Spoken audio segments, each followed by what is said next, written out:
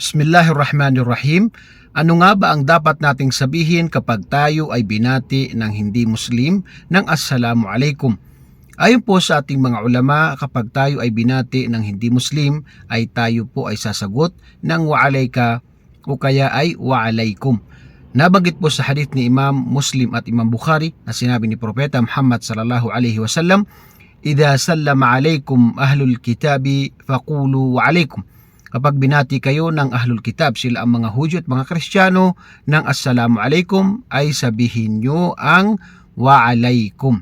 At ayon kay Sheikh Uthman Al-Khamis hafidahullah, kapag po ang kanilang pagbati ng Assalamu alaikum ay malinaw, yung Assalamu alaikum ay maaari po tayong sumagot ng wa alaikumussalam. Pero ang isasagot lang natin ay wa alaikumussalam at hindi tayo magsasabi ng wa alaikumussalam wa rahmatullahi wa barakatuh, kundi wa alaikumussalam lamang.